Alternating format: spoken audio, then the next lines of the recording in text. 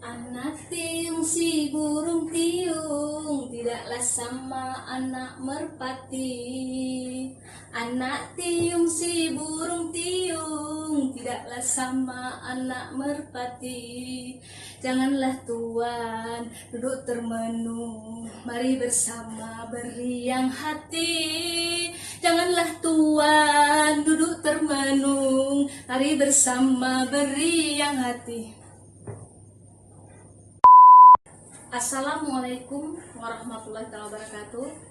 Salam sejahtera untuk kita semua. Sungguh sakit tersayat sembilu, cari obat untuk penangkal. Semoga pandemi segera berlalu dan situasi belajar kembali normal.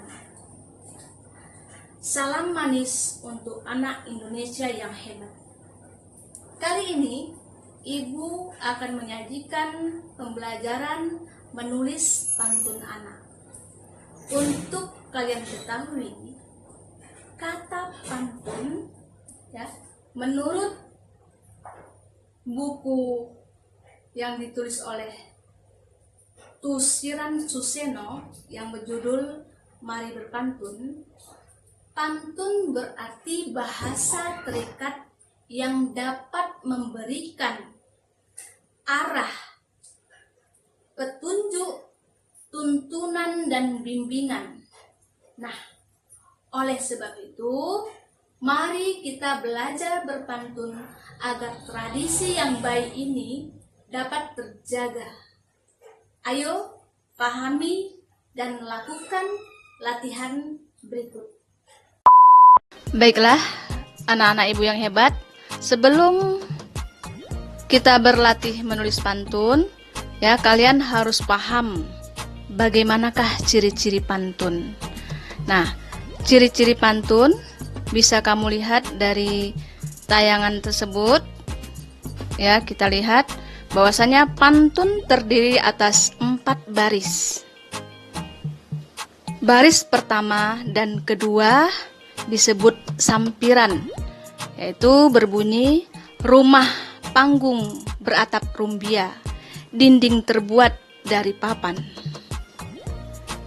Kemudian baris ketiga dan keempat disebut isi, yaitu berbunyi belajar kita di masa belia, raih kesuksesan di masa depan. Kemudian kita lihat di situ pantun memiliki rumus sajak silang, yaitu ABAB. Secara lengkap akan kita bacakan. Rumah panggung beratap rumbia, dinding terbuat dari papan. Belajar kita di masa belia, raih kesuksesan di masa depan. Sesuai dengan yang akan kita latih, yaitu menulis pantun anak, kalian juga harus paham bahwasanya jenis pantun anak itu ada 3 macam. Yang pertama, pantun sukacita. Itu tampilannya tunggal. Maksudnya tunggal di sini adalah tidak ada balasan. Yang kedua, pantun duka cita. Dan yang ketiga, pantun teka-teki. Nah, di pantun teka-teki ini, ya, itu bisa dibuat balasannya. Setelah kita mengetahui jenis-jenis pantun anak tersebut, sekarang kita lihat bagaimana cara menulis pantun secara umum. Sekarang kita perhatikan. Pertama, kita menulis pantun harus membuat bagian isi dahulu, yang merupakan isi pesan pantun. Contohnya, untuk pantun duka cita, isinya hatiku sedih, alang kepalang, layangan putus, kalah berlaga. Nah, tahap kedua, barulah kita menuliskan sampirannya. Nah, menuliskan sampiran atau pengantar atau gantungan harus kita sesuaikan dengan ciri-ciri pantun yang sudah kita pelajari di atas. Maka kita bisa menuliskan sampirannya berbunyi, lihat gunung tinggi menjulang, di bawah ada jurang menganga. Nah, jika kita susun secara sempurna, maka pantun itu berbunyi, lihat gunung tinggi menjulang, di bawah ada jurang menganga. Hatiku sedih, alang kepalang, layangan putus, kalah berlaga. Nah, untuk menulis pantun sukacita, tentu caranya sama dengan pantun dukacita. Nah, sekarang kita lihat bagaimanakah trik menulis pantun teka-teki untuk bagian jual, ya. Untuk bagian jual, yaitu soal teka-teki. Yang pertama, kita harus paham bahwasanya soal teka-teki kita letakkan di bagian isi. Yang kedua, jika soal teka-teki satu baris, maka harus diposisikan pada baris keempat. Sedangkan baris ketiga kita tulis dengan pernyataan pujian. Misalnya bisa berbunyi, jika Tuan orang hebat, jika kamu memang pintar, jika Tuan orangnya bijaksana, bukankah Anda seorang ahli? Kalau memang kamu berilmu, coba jawab pertanyaan saya. Nah, itu bisa kita pilih sesuai dengan bunyi yang kita harapkan.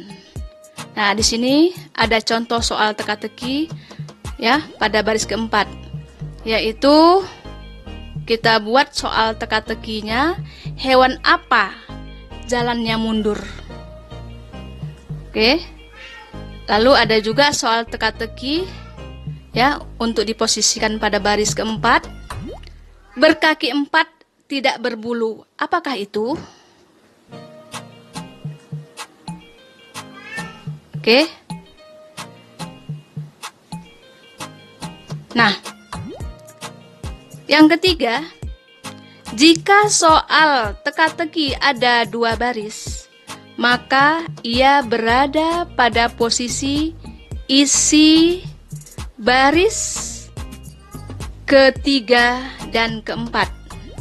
Maka kita tidak perlu menggunakan kata pujian. Contohnya, contoh isi pantun baris 3 dan 4, misalnya, bersisik bukanlah ikan, berpayung bukannya raja. Nah, pantun yang kedua untuk isinya, tubuh ukuran tinggi dan kecil, bertopi hijau layaknya tentara.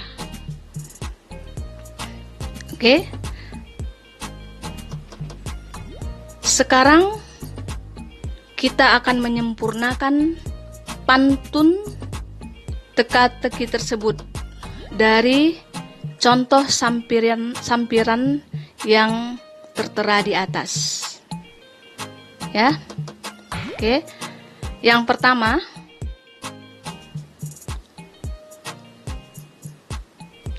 untuk soal teka-teki yang berada di baris keempat. Negeri Cina, negeri bambu, banyak wisatawan pergi berlibur. Jika Tuan orang berilmu, hewan apa jalannya mundur?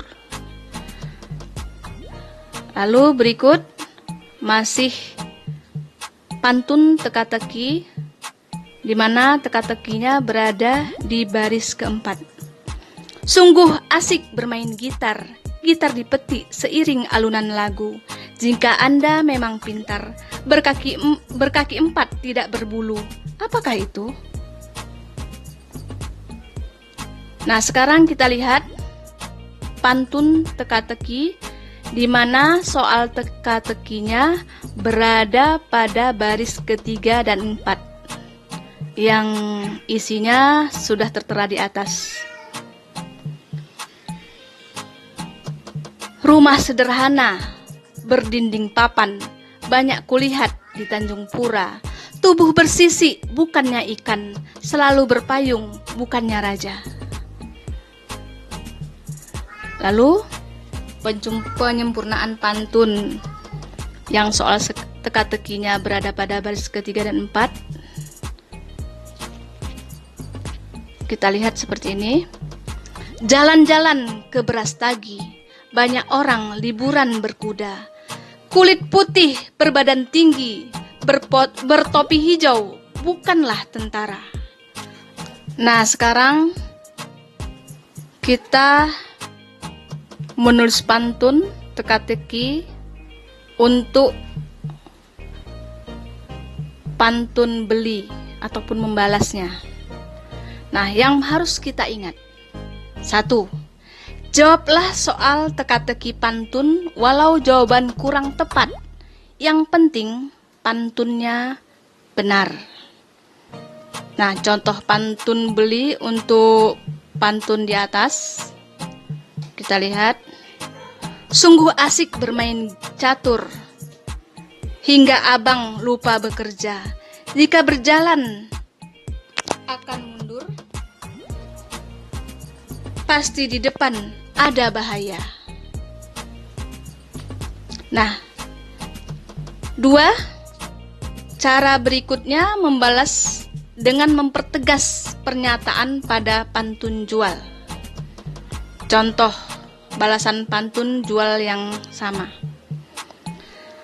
Memang pahit rasanya jamu, diminum untuk penghilang nyeri. Saya ini memang orang berilmu karena belajar sampai ke luar negeri. Jadi di situ terlihat sebenarnya kita tidak bisa menjawab pantun, menjawab teka-tekinya, tapi kita bisa menjawab pantunnya, dan itu sah-sah saja dalam permainan berbalas pantun. Nah, seperti itulah kiranya cara berlatih menulis pantun. Nah, untuk tahapan berlatih menulis pantun yang selengkapnya, yang pertama, kamu harus menambah perbendaharaan kata dengan cara banyak membaca dan mengamati alam. Yang kedua, mendata kata-kata dengan cara mengelompokkan kata-kata yang memiliki huruf akhir yang sama. Seperti contoh yang kamu lihat. Nah, yang ketiga, sesering mungkin kamu berlatih menulis pantun dengan trik-trik yang sudah diajarkan